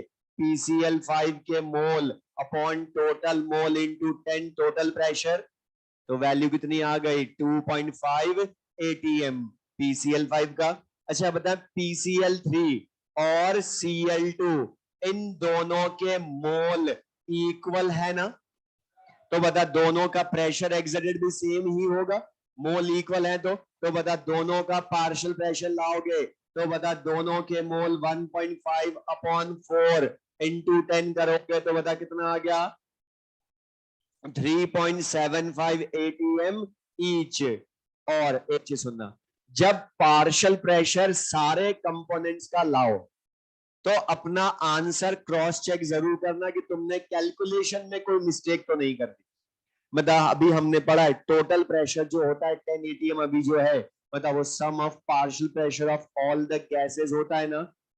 तो बता सबके पार्शियल प्रेशर का सम करो वापस, अगर वो आ गया total pressure given in the question तो हमने कैलकुलेशन मिस्टेक नहीं करी कहीं भी। तो समझ में आया था, सबको क्लियर है? तो बता यही पार्शियल प्रेशर आ गया तो बता तुम्हें ध्यान हो आगे, बता तुम केपी में भी पार्शियल प्रेशर ही कैलकुलेट करते थे ना। अब product upon reactant partial pressure at equilibrium ही तो रखोगे वहां पे आगे। तो बता मेन चीज तो ये है ना, ये आता है तो केपी केसी तो वैसे ही आ जाएंगे। अब लेकिन ये जो हमने सारे एक्टिव मास पढ़े, इनको अब हम यूज करते हैं इन द केमिकल इक्विलिब्रियम। अभी तक तो हमने जनरल पढ़ा एक्टिव मास, ओके एक्टिव मास भी हम कहीं भी यूज कर सकते हैं, नर्स्ट इक्वेशन में भी करा यूज। तो अब लेकिन इसको हम यूज करेंगे किसकी हेल्प से, एक्टिव मास को। तो लिख लें law of mass action, law of mass action. अब लॉ ऑफ मास एक्शन ये क्या होता है, लॉ ऑफ मास एक्शन। अच्छा बता दो तुम पढ़ चुके, हमने केमिकल काइनेटिक्स में पढ़ा है ये, और सब हमने पढ़ा रेट। अच्छा बता रेट ऑफ रिएक्शन वहां सबसे ज्यादा हमने पढ़ी थी रेट लॉ की हेल्प से। अच्छा रेट लॉ के अकॉर्डिंग हमने क्या बोला था, पहले वो बता रहा तुम्हारा पुराना भी चीज बोलो। सबसे अच्छा पुराना बैक पोर्शन, कुछ स्टूडेंट्स को बाद में लगता है कि बैक पोर्शन हमारा रिवाइज ही नहीं हो रहा। तो एक मैं बोल रहा हूँ सिंपल सा, जब तुम कोई नया चैप्टर पढ़ो, जैसे अभी हम ये पढ़ रहे हैं इसमें, लेकिन सारी रीजनिंग मैंने बोला केमिकल काइनेटिक्स है, तो जो जो चीज काम आ रही होता वो रिवाइज कर लो ना। और 5 मिनट लगेंगे, कोई बहुत ज्यादा टाइम नहीं लगेगा पुराना रिवाइज करने में उसका। तो बता तुम्हारा वो भी रिवाइज हो जाएगा साथ में, और ये समझ में आएगा जल्दी वो अलग। अब बता हमने पढ़ा था वहां रेट लॉ, कि रेट ऑफ रिएक्शन के लिए ही था ना रेट लॉ, तो ये भी law of mass action rate of reaction के लिए। लेकिन वहां रेट लॉ में पढ़ा था rate of reaction is directly proportional to concentration of reactant raise to the power of their. वहां क्या पढ़ा था, ऑर्डर ऑफ रिएक्शन पावर में लिखते हो, लेकिन order of reaction balanced equation को देखकर बताते हो या एक्सपेरिमेंटली। लेकिन हमने था ये बोला था कभी कभी order of reaction equal to stoichiometric coefficient हो सकती है। अच्छा बता वो कौन सी रिएक्शंस में होता है, एलिमेंट्री रिएक्शंस में। और यहां पर लॉ ऑफ मास एक्शन वहां भी बताया था कि रेट लॉ और law of mass action can be equal जब एलिमेंट्री रिएक्शंस हो। और हमने वहां बताया था जितनी भी रिवर्सिबल रिएक्शंस होती है सब एलिमेंट्री होती है। तभी तो बता इस चैप्टर में रेट लॉ नहीं पढ़ते, लॉ ऑफ मास एक्शन यही आके क्यों पढ़ते हैं, बिकॉज ये एलिमेंट्री रिएक्शंस होती है। लेकिन अब एक चीज सुनना, लॉ ऑफ मास एक्शन हमने बोला है एप्लीकेबल होता है फॉर एलिमेंट्री रिएक्शंस, और एलिमेंट्री के लिए order equal to stoichiometric coefficient होता है। लेकिन उसका मीनिंग ये नहीं है, कुछ स्टूडेंट इस पर रॉन्ग क्या सोच लेते हैं कि law of mass action is applicable only for reversible reaction, ये नहीं है, एलिमेंट्री रिएक्शंस के लिए एप्लीकेबल होता है। अब वो एलिमेंट्री रिवर्सिबल रिएक्शन हो या इरिवर्सिबल हो, ओके बता वहां तो हमने इरिवर्सिबल एलिमेंट्री पढ़ी थी ना ज्यादा। तो ये तो जनरल लॉ है जो एलिमेंट्री रिएक्शंस के लिए होता है, रेट ही फाइंड करते। और रेट क्यों फाइंड करते, बिकॉज बता इक्विलिब्रियम जब आता है तो rate of forward backward reaction equal होती है ना। तो लिख लें according to this law, according to this law rate of a reaction, rate of a reaction is directly proportional to, rate of a reaction is directly proportional to active masses of, is directly proportional to active masses of reactants, active masses of reactants raised to the power, raised to the power equal to their, raised to the power equal to their respective equal to their respective stoichiometric coefficients, equal to their respective stoichiometric coefficients in the balanced equation, in the balanced equation, in the balanced equation.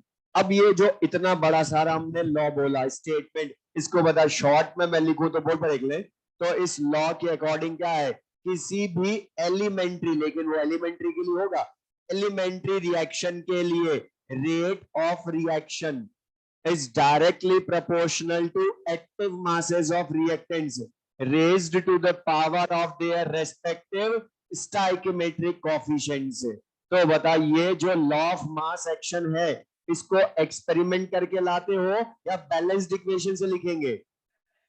और मैं अब लेकिन एक चीज सुनना, law of mass action इतना सा है, बस जरा सा लॉ ऑफ मास एक्शन है, लेकिन एनसीईआरटी में तुम देखोगे इस चैप्टर में, तो एनसीईआरटी में law of mass action heading लिखी ही नहीं होगी। उसमें हेडिंग क्या होगी बता रहा हूं, उसमें होगी heading law of chemical equilibrium. अब लॉ ऑफ केमिकल इक्विलिब्रियम क्यों होगी, उसका रीजन, बिकॉज जब हम केमिकल इक्विलिब्रियम में लॉ ऑफ मास एक्शन को अप्लाई करते हैं तो उसका नाम हो जाता है लॉ ऑफ केमिकल इक्विलिब्रियम। लेकिन इसी लॉ ऑफ मास एक्शन को जो हम आगे पढ़ेंगे चैप्टर आयनिक इक्विलिब्रियम में अप्लाई करते हैं तो नाम हो जाता है ऑसवर्थ डाइल्यूशन लॉ। क्यों? क्योंकि बता, यहां पर हम, ये जो जनरल है, ये तो रिवर्सिबल इरिवर्सिबल एलिमेंट्री दोनों के लिए एप्लीकेबल है, लेकिन अब उसको जब हम अप्लाई करते हैं केमिकल इक्विलिब्रियम में तो नाम बोल देते हैं लॉ ऑफ केमिकल इक्विलिब्रियम। तो अब लॉ ऑफ केमिकल इक्विलिब्रियम है क्या वो बताऊंगा आगे, लेकिन उसके पहले सपोज इसको लॉ को हम अप्लाई करें केमिकल इक्विलिब्रियम में, मतलब रिवर्सिबल रिएक्शन में, तो सपोज सबसे पहले बैलेंस्ड रिएक्शन लिखोगे और बता बैलेंस्ड रिएक्शन में ये रिएक्टेंट्स ए एंड बी है, प्रोडक्ट्स सी एंड डी है, और M1 M2 N1 N2 balanced equation में स्टोइकियोमेट्रिक कोएफिशिएंट्स है। अच्छा बता, फॉरवर्ड रिएक्शन होगी तो फॉरवर्ड रेट ऑफ रिएक्शन होगी, बैकवर्ड होगी तो बैकवर्ड रेट ऑफ रिएक्शन होगी। अच्छा, फॉरवर्ड रिएक्शन के रिएक्टेंट कौन है बोलो? ए एंड बी, बैकवर्ड के सी एंड डी। तो बता, मैं इस लॉ को यूज करूं इस रिवर्सिबल रिएक्शन में, तो rate of forward reaction directly proportional to active mass of reactants A and B raised to the power of their stoichiometric coefficients करोगे तो बता RF proportional to A raised to the power M1 B raised to the power M2। अच्छा, मान लो अगर एक ही reactant होता तो only A raised to the power M1 रह जाता। और लेकिन एक चीज अब मैं जो बोलो, ये पूरे चैप्टर का न्यूमेरिकल में भी अजम्पशन, इस पूरे चैप्टर में हमने जब भी एक्टिव मास लिखना है सबसे पहले फिजिकल स्टेट देखनी है ना, लेकिन इस चैप्टर में कंपटीशन में भी क्वेश्चन वेरिएबल वाली इक्वेशन बहुत लिखता है, मतलब A B C D P Q R S W X Y Z, लेकिन फिजिकल स्टेट कई बार नहीं लिखता है। तो ये ध्यान रखना, अगर वेरिएबल वाली इक्वेशन हो और उसने स्पेसिफिकली ना लिखा हो उनमें से कोई सॉलिड लिक्विड है तो सबको मानेंगे गैस। तो अभी मैं सबको गैस एज्यूम कर रहा हूं, इसलिए बता एक्टिव मास सबका काम आएगा। अच्छा, लेकिन बताओ अगर ये बी सॉलिड होता तो फिर बता 1 की पावर कर लो कुछ भी, तो लिखो ही मत उससे अच्छा, ओनली बता यही लिखते ना फिर। तो ये क्लियर सबको? अच्छा, इसी तरह से बैकवर्ड रेट ऑफ रिएक्शन लिखूं तो वो क्या होगा बताओ? C raise to the power N1 D raise to the power N2 इन्हीं के प्रोपोर्शनल बोलोगे। अब थोड़ा सा केमिकल काइनेटिक्स, मतलब प्रोपोर्शनलिटी साइन हटेगा तो कांस्टेंट आएगा ना, और वो बता रेट कांस्टेंट बोलोगे क्योंकि रेट के एक्सप्रेशन में आए ना कांस्टेंट, और रेट कांस्टेंट को तो स्मॉल के से शो करते हो, लेकिन है क्या ये फॉरवर्ड रिएक्शन की रेट, इसलिए फॉरवर्ड रिएक्शन का रेट कांस्टेंट बोलोगे K F A raise to the power M1 B raise to the power M2 बोलोगे। इसी तरह से बता रेट ऑफ बैकवर्ड रिएक्शन लिखोगे तो यहां पर rate constant of backward reaction आएगा C raise to the power N1 D raise to the power n2 बोलोगे तो बता रेट ऑफ फॉरवर्ड रिएक्शन आ गई, रेट ऑफ बैकवर्ड रिएक्शन आ गई, और बता धीरे धीरे विद टाइम जो हमने लास्ट क्लास में पढ़ा rate of forward reaction decrease होती जाएगी, rate of backward reaction increase होती जाएगी, और जब rate of forward reaction decrease होते होते रेट ऑफ बैकवर्ड रिएक्शन के इक्वल आ जाएगी तो बता रिएक्शन इज एट इक्विलिब्रियम आ जाएगी। बोलो तो बता इक्विलिब्रियम पर यूज करना है ना लॉ ऑफ मास एक्शन हमने, तो दोनों के एक्सप्रेशन इक्वेट कर दे तो K F A raise to the power m1 b raise to the power m2 equals to K B C raise to the power n1 d raise to the power n2, और rate constant एक साथ लिख लो K F upon K B, active mass एक साथ लिख ले तो c raise to the power n1 d raise to the power n2 upon a raise to the power m1 b raise to the power m2 लिख लोगे। अच्छा अब मुझे ध्यान से बताना ये जो kf अपॉन kb है ये at equilibrium kf upon kb equal to ratio of active masses of products to the active masses of reactants आया ना। अब बता थोड़ा सा केमिकल मैंने रीजनिंग सारी वहीं पर, ये मुझे बता दो ये kf kb रेट कांस्टेंट है ना, और हमने पढ़ा है केमिकल काइनेटिक्स में कोलिजन थ्योरी में भी और अरेनियस इक्वेशन में भी, बताइए दो फैक्टर पर डिपेंड करता है टेम्परेचर और कैटलिस्ट। अब मुझे बता दो टेम्परेचर हम स्टार्टिंग से बोल रहे हैं जब तक न्यूमेरिकल थ्योरी में खुद ना बोल दे टेम्परेचर वेरिएबल है या दो टेम्परेचर ना लिख दे तब तक टेम्परेचर कांस्टेंट, तो बता टेम्परेचर हम चेंज कर रहे हैं क्या अभी तक, तो कांस्टेंट टेम्परेचर है।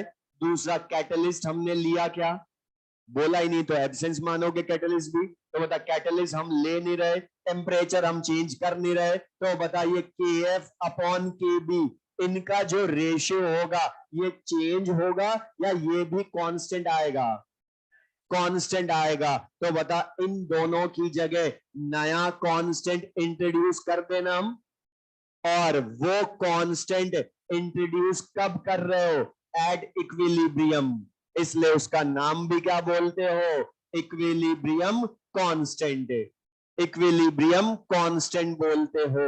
और इक्विलिब्रियम कांस्टेंट किसके इक्वल हो गया K F upon K B या ratio of active masses of products to the active masses of reactants. लिख भी ले फिर मैं तुमसे क्वेश्चन पूछूंगा, लिख लो फिर।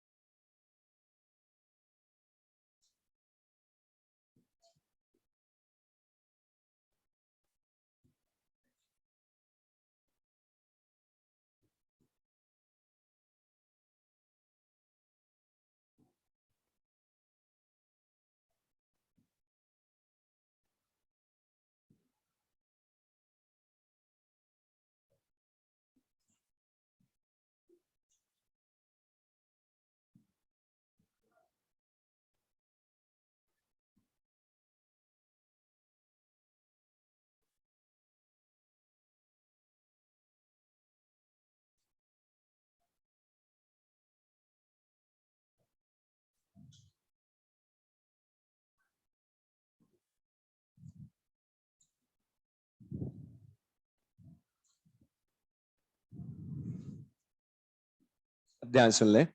अच्छा था ये के वापस पूछा हूं थोड़ा सा वही केमिकल काइनेटिक्स, मतलब rate constant K F upon K B की जगह तुमने इंट्रोड्यूस किया ना इक्विलिब्रियम कांस्टेंट को।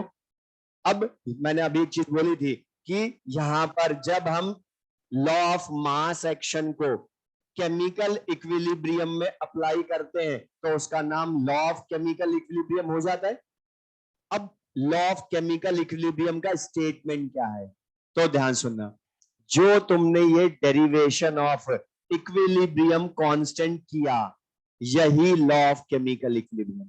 अब मैं स्टेटमेंट बोला सुन ले, मैथमेटिकल स्टेटमेंट है इसका जो एनसीईआरटी में लिखा होगा कि according to law of chemical equilibrium equilibrium constant is equal to the ratio of active masses of products to the active masses of reactants raised to the power of their respective stoichiometric coefficients. मतलब ये equilibrium constant किसके ratio के equal है? यही equilibrium law of chemical equilibrium है। अब मुझे एक चीज बताना ध्यान से, सामने लिखा है, अभी मैंने तुम्हें बता भी दिया, तुमने भी बताया। अब मैं क्वेश्चन पूछा, मतलब ये के एफ के बी किस पर डिपेंड करते हैं? टेम्परेचर एंड कैटलिस्ट दोनों पर करते हैं ना। तो rate constant K F and K B depend upon temperature and catalyst. तो मुझे बता दो ये इक्विलिब्रियम कांस्टेंट भी टेम्परेचर और कैटलिस्ट दोनों पर डिपेंड करेगा ना? बोलो, टेम्परेचर और कैटलिस्ट दोनों पर डिपेंड करेगा, इसलिए लिख लो कि equilibrium constant depend only upon temperature.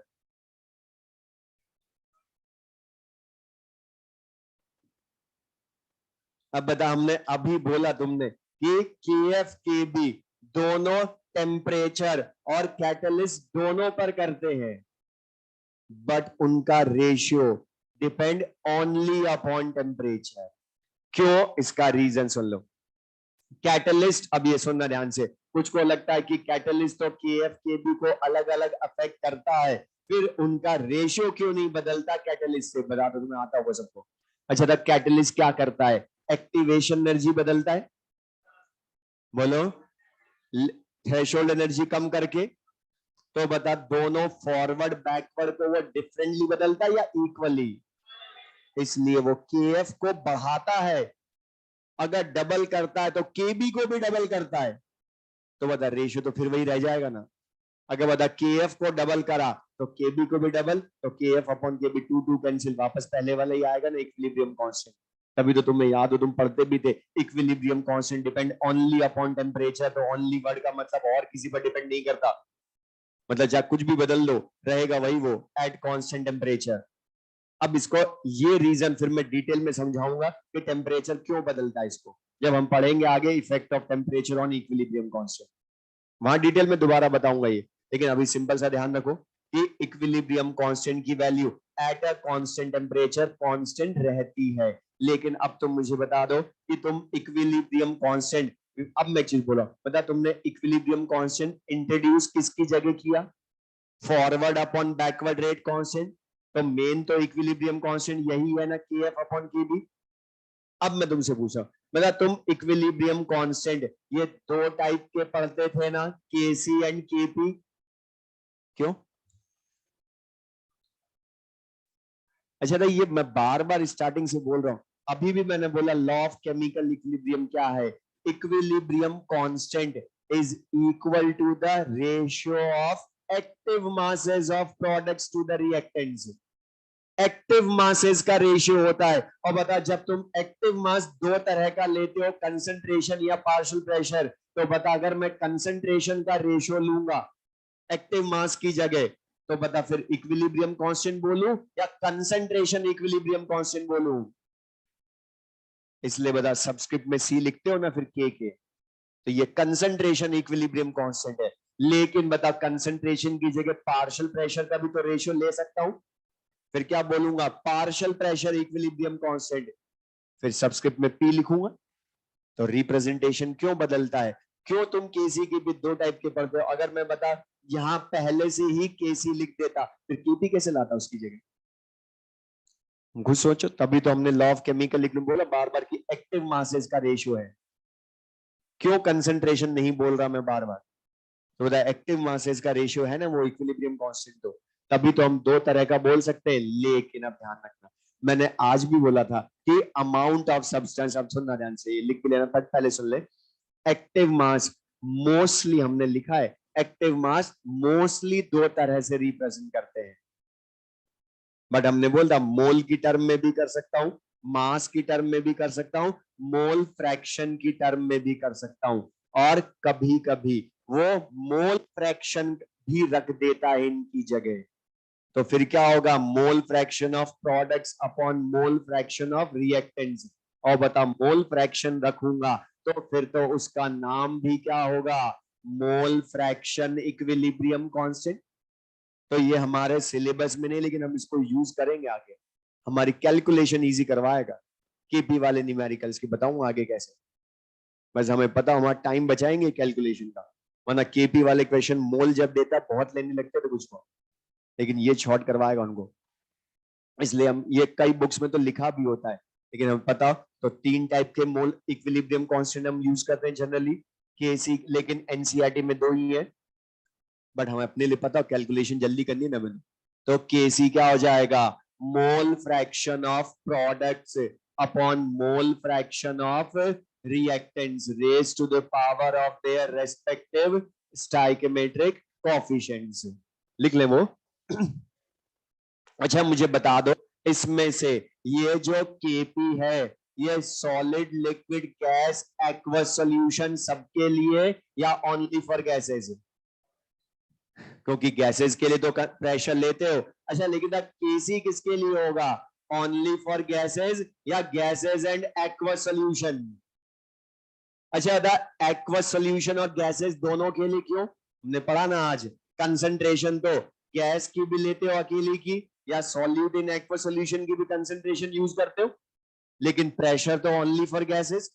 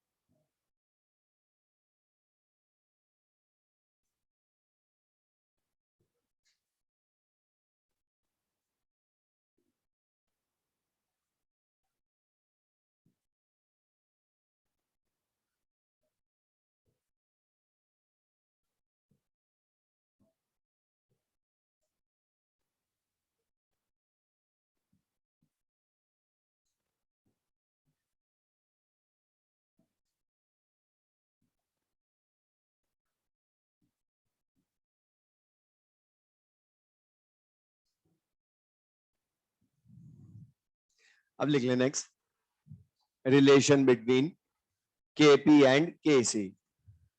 मतलब बता, जैसे हमने सेम रिएक्शन में, जैसे थर्मोडायनेमिक्स में मतलब for a same reaction delta H और डेल्टा ई का रिलेशन पढ़ा था, जबकि बता डेल्टा एच और डेल्टा ई दोनों होती सेम रिएक्शन की हीट है, बट होती है एक एट कांस्टेंट प्रेशर है, दूसरी एट कांस्टेंट वॉल्यूम। तो वैसे के वैसे बता, ये केसी केपी है तो इक्विलिब्रियम कांस्टेंट। अच्छा उसके पहले एक न्यूमेरिकल की चीज सुन ले जो मैं बोल रहा हूँ। अच्छा था, ये तीनों जो हमने लिखे के सी के पी के x, mole fraction equilibrium constant, मतलब तीनों इन जनरल हैं तो इक्विलिब्रियम कांस्टेंट ही। तो बता इन तीनों की जगह मैं अलग अलग के एफ अपॉन के बी लिख सकता हूं ना? बोलो, ओके तीनों हैं तो इक्विलिब्रियम कांस्टेंट ही ना। लेकिन अब मैं क्वेश्चन बोल रहा हूं, वो हमें कई बार क्या करेगा, सेम रिएक्शन के लिए केपी देगा, केसी पूछेगा, या केसी गिवन होगा, केपी फाइंड करवाएगा। तो बता लाने के लिए उनका मैं रिलेशन चाहिए। अब एक चीज जानना, मैं इस रिलेशन का डेरिवेशन बता रहा हूं, लेकिन डेरिवेशन कोई काम का नहीं है, न्यूमेरिकल थ्योरेटिकल क्वेश्चन सारे इसके डायरेक्ट फॉर्मूले से हो जाएंगे। तो डेरिवेशन बस तुम देख लेना मॉड्यूल में, बाकी मैं समझा रहा हूं इसको बस एक बार, हमने जो थ्योरी पढ़ी उसके लिए बस लिखने की, लेकिन कोई जरूरत नहीं ज्यादा। तो अब बोर्ड पर लिख ले, हमें इस रिएक्शन के लिए रिलेशन लाना है। तो अब बता, केपी का एक्सप्रेशन लिखा, सबको गैसेस मान रहा हूं, केसी का एक्सप्रेशन लिखा, इन दोनों में रिलेशन लाना है। तो बता कंसंट्रेशन को प्रेशर में बदलू या प्रेशर को कंसंट्रेशन में? अब तुम मुझे बताओ, हमने पढ़ा है आज ही, मतलब प्रेशर को कंसंट्रेशन में कैसे बदलू? मतलब कुछ भी ना है तो पीवी इक्वल्स टू एनआरटी तो है ही सही हर जगह। तो बता पीवी इक्वल्स टू एनआरटी, इसको क्या लिख सकते हो बता, P equals to N by V into R T लिख सकते हो। अच्छा बता, ये एन बाई वी आज ही पढ़ा, active mass in terms of concentration ही है ना। तो बता इसको मैं स्क्वायर ब्रैकेट लिख दूं इंटू आर टी, या यहां से बता partial pressure of A in terms of concentration A into R T, बोलो। इसी तरह से partial pressure of B, concentration of B into R T, partial pressure of C, concentration of C into R T, partial pressure of D, concentration of D into R T. अब बताइए ये जो चारों values हैं ये KP के expression में put कर दे, partial pressure in terms of concentration यहां पुट कर दो। अब मैथ से सिंपल सी, मतलब partial pressure of C, C R T whole power n1, concentration of D into R T whole power n2 upon concentration of A into R T whole power m1, concentration of B into R T whole power m2, यही लिखोगे।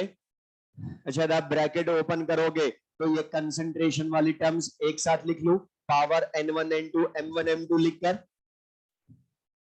तो c raise to the power n1 d raise to the power n2 upon a raise to the power m1 b raise to the power m2 लिखोगे। अच्छा इसी तरह से numerator denominator में RT भी है ना, मतलब RT की पावर n1 RT की ही पावर n2, बेस सेम तो पावर ऐड करके लिख सकते हो, तो RT पावर n1 n2 क्या हो जाएगा, n1 प्लस n2 लिख सकता हूं। इसी तरह से RT power m1 plus m2 लिख सकते हो। अच्छा ये क्या है, KC ही है ना जो हमें चाहिए, जिसके साथ रिलेशन, तो बता KP equals to KC into RT power. अच्छा था ये ऊपर ले जाओ तो बेस सेम तो पावर लेकिन प्लस की या माइनस की, तो m1 n1 plus n2 minus m1 plus m2 हो जाएगा। अच्छा मुझे एक चीज बता दो, ये n1 plus n2 minus m1 plus m2, बताइए थर्मोडायनेमिक्स में बहुत यूज करा हमने, बता क्या होता है ये, डेल्टा एन जी ही है ना। अच्छा जी क्यों लिख रहे हो,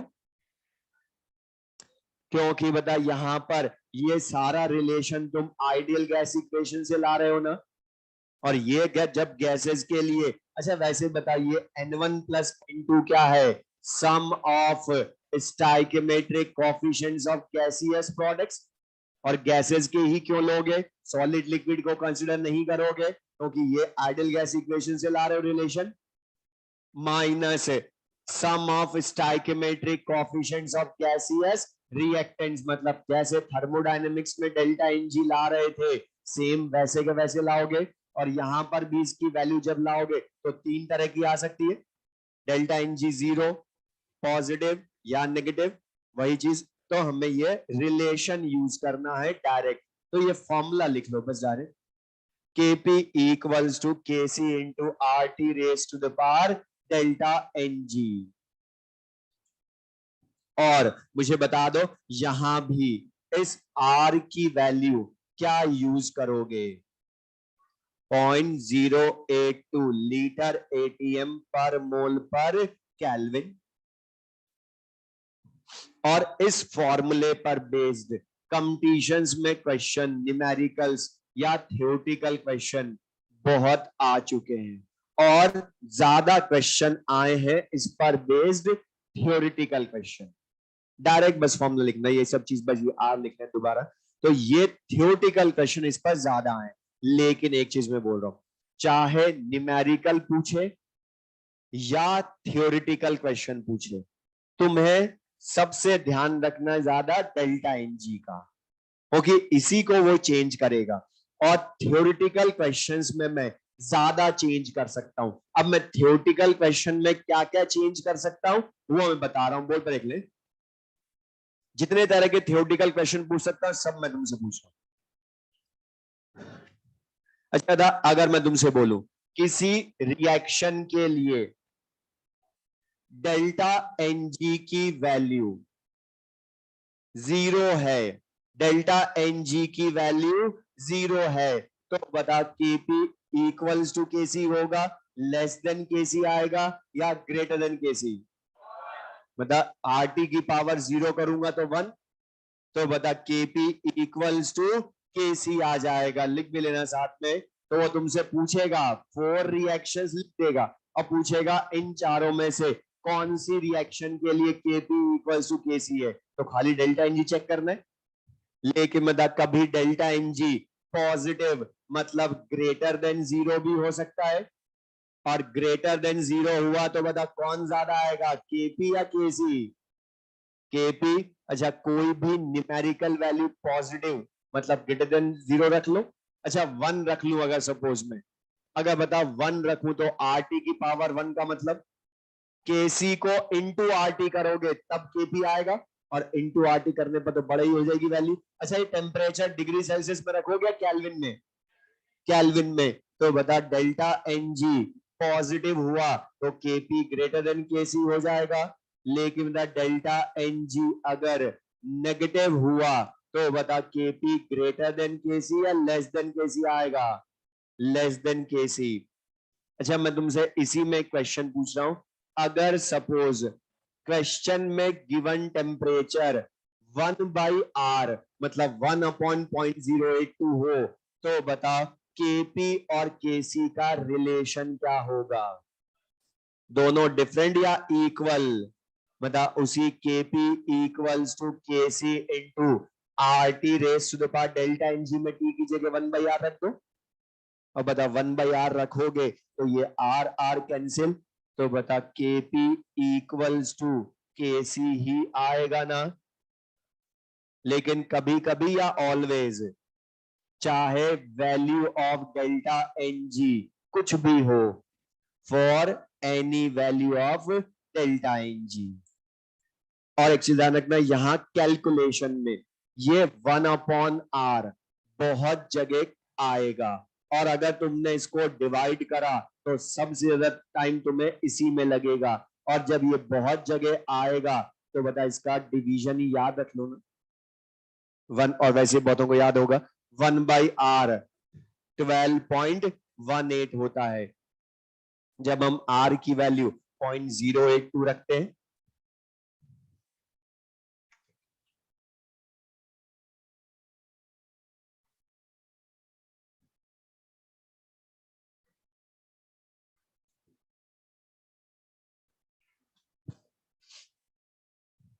अच्छा तो मैं तुमसे अब एक और क्वेश्चन पूछूं इसी में, थियोरटिकल क्वेश्चन। तो एक क्वेश्चन तो ये है कि मैं तुमसे 4 रिएक्शंस लिखूंगा और पूछूंगा किसके लिए केपी ग्रेटर देन केसी, किसके लिए केपी लेस देन केसी या इक्वल्स टू केसी है, तो बता प्रिडिक्ट कर सकते हो।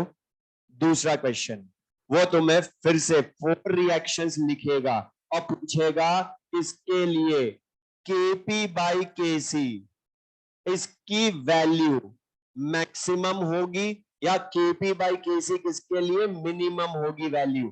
तो बता केपी बाई केसी यहीं से लिख सकते हो ना, बताओ इसी को क्या लिखते हैं, KP by KC equals to R T raise to the power delta N G. लेकिन बताओ क्या न्यूमेरिकली कैलकुलेट करोगे क्या केपी बाई केसी? तो बता तब भी क्या लाओगे, ओनली डेल्टा एन जी।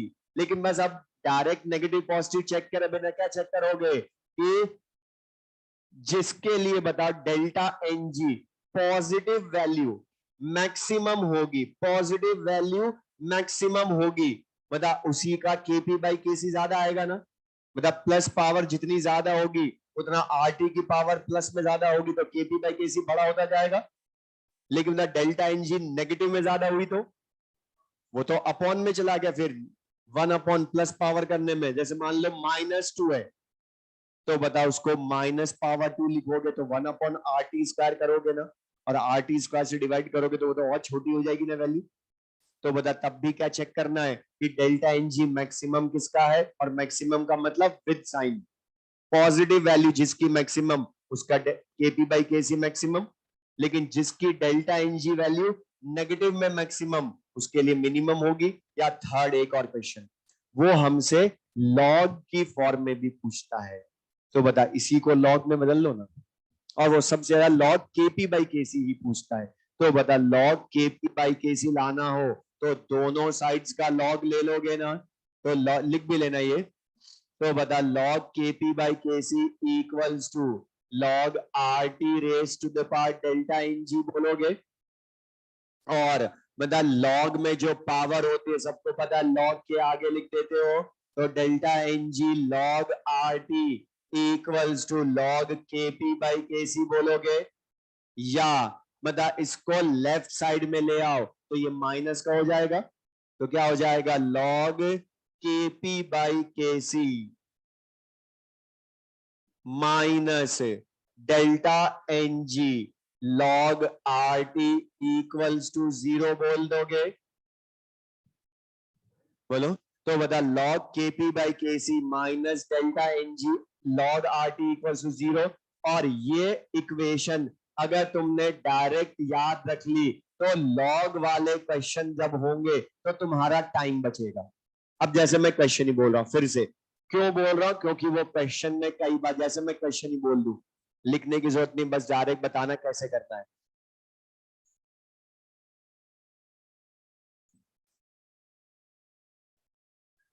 सुन ले क्वेश्चन, बोर्ड पर देख लो।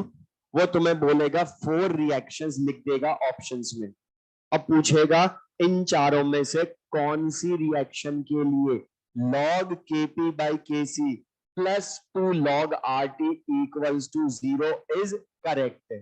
तो बता, अगर तुम्हें ये याद नहीं है तो तुम्हें एक एक ऑप्शन चेक करना पड़ जाएगा और लॉग लेना पड़ेगा हर बार वो अलग, तो बहुत लेंदी हो जाएगा। उससे अच्छा बता डायरेक्ट ध्यान रख लो ना, तो डेल्टा एन जी ही लाना होगा तब भी, लेकिन डेल्टा एन जी प्लस 2 या -2, तो बता डेल्टा एन जी -2 किसका, चारों में से वो ढूंढना ज्यादा इजी है ना, तो बता डायरेक्ट ध्यान रख सकते हो log kp by K C minus delta N G log R T equals to 0। अब एक चीज ध्यान रखना, यहां तक जो मैंने बताई ये सब केपी के सी का न्यूमेरिकल तो एक ही टाइप का होगा ओनली, वो फिक्स एक ही टाइप का ओनली, और वो है कि तुम्हें केपी देगा केसी पूछेगा, या केसी देगा केपी पूछेगा, इसके अलावा चेंज ही नहीं कर सकता। लेकिन थियोटिकल में मैंने बहुत सारे चेंज बता दिए, इसलिए ज्यादा क्वेश्चन थियोटिकल मिलता है, तो कर लोगे। अब बता, जब हमने सेम रिएक्शन के लिए केपी और केसी का रिलेशन लाए तो बता केपी और केएक्स का भी तो रिलेशन होगा ना फिर, और हमने बोला इसको न्यूमेरिकल में करवाऊंगा यूज आगे, तो लिख लें relation between KP and KX, KP and KX, KP and KX. अब इसका भी डेरिवेशन को लिखने की जरूरत नहीं, बस सिंपल सा समझना, बोर्ड पर लिख लें। अच्छा, केपी और के एक्स का रिलेशन लाना है, तो बता फिर से इसी रिएक्शन जिसके लिए अभी हम केपी केसी का रिलेशन लाए, सेम रिएक्शन के लिए केपी के एक्स का रिलेशन लाना है, तो बता केपी का एक्सप्रेशन लिखोगे, आपके केसी की जगह के एक्स का देखो।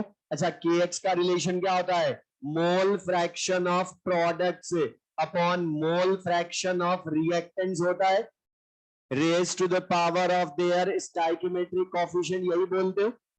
अच्छा बताओ, के एक्स के साथ रिलेशन लाना है तो अब के इस पार्शियल प्रेशर को मोल फ्रैक्शन में बदलोगे, तो डाल्टन्स लॉ, मोल फ्रैक्शन बदलने के लिए तो बता किसी भी गैस का पार्शियल प्रेशर क्या होता है, उस गैस का mole fraction into total pressure होता है ना, तो बता मैं डायरेक्ट लिख रहा हूं, तो मुझे बताना, मतलब पार्शियल प्रेशर ऑफ सी की जगह क्या लिखो, mole fraction of C into P total लिखोगे, ये समझ में आया कि ये पीसी क्या लिखूंगा, बता mole fraction of gas C into PT क्या है टोटल प्रेशर, पावर n1 लिखोगे,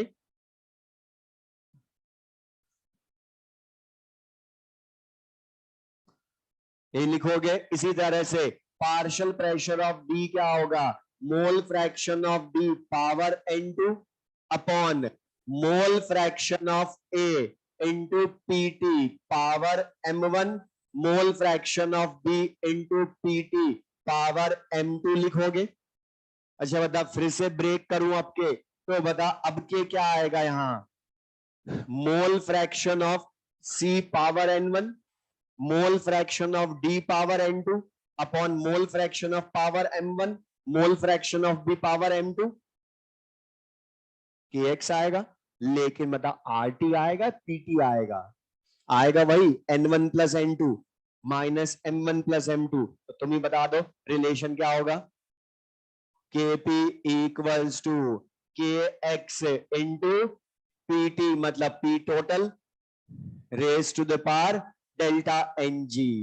तो लिख लें डायरेक्ट रिलेशन, और ये हमारे क्वेश्चन शॉर्ट करवाएगा केपी वाले न्यूमेरिकल, जो बहुतों को लगते हैं एक एक पेज के मोल वाले, वो छोटा सा करवाएगा क्वेश्चन, इसलिए हमने इसको पढ़ा। लिख लें KP equals to KX into P total raise to the power delta NG। और यहां पर भी डेल्टा NG का ध्यान रखना, लेकिन बता यहाँ RT की जगह क्या है, P टोटल, ये याद रखोगे।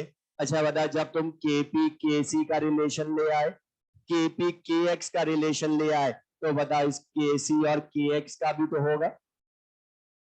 जब दो का पढ़ चुके हो आपस में, तो बता इसका भी बताओ। अब कैसे लाओगे तो सुन ले, तो बता KP equals to KC into RT raise to the power delta NG होता है ना। अच्छा KP ही अभी हमने पढ़ा KX into P total raise to the power delta NG भी होता है। अच्छा बता KP इसके इक्वल है, KP ही इसके इक्वल, और ये सब सेम रिएक्शन के लिए है ना। तो बताइए आपस में भी तो इक्वल होंगे ना, और आपस में जब इक्वल होंगे तो बता KC इक्वल्स टू KX। अच्छा बताइए P total power delta NG upon RT power delta NG, तो बता दोनों की होल पावर डेल्टा NG ही लिख दो ना, बोलो। तो बता अब ये P टोटल बाई RT क्या है। अरे बता अभी तो पढ़ा हमने आज ही, मतलब pressure equals to concentration into RT। बताइए क्या है, कंसंट्रेशन ही तो है ना P, लेकिन बताइए P है या P टोटल है। तो बताइए कंसंट्रेशन भी C आएगी या C टोटल, कंसंट्रेशन भी C total power delta NG। तो ये लिख लें relation KC equals to KX into C total. तो KC equals to KX into C total, लेकिन अब ये C टोटल कैसे लाओगे। अच्छा द कंसंट्रेशन क्या होती है, मोल बाय वॉल्यूम इन लीटर होती है ना, लेकिन जब कंसंट्रेशन टोटल है तो बता मोल भी तो टोटल ही यूज करोगे अपॉन वॉल्यूम इन लीटर, ठीक है। अब इसमें बोलो, इसके न्यूमेरिकल्स में नेक्स्ट क्लास में करवाऊंगा, लेकिन यहां तक पढ़कर आना, बाकी फिर हम इसमें जो मेनली हमारा चैप्टर है, जो न्यूमेरिकल्स हमने करने, वो नेक्स्ट क्लास से। ओके अभी तक तो खाली थ्योरी थी इसकी ज्यादा, अब इसमें थ्योरी बहुत ज्यादा नहीं बची। इस चैप्टर की थ्योरी तो मोस्टली हमने पढ़ ली, अब तो न्यूमेरिकल में इनको यूज करना है हमने, ठीक है। बाकी नेक्स्ट क्लास में पढ़ेंगे।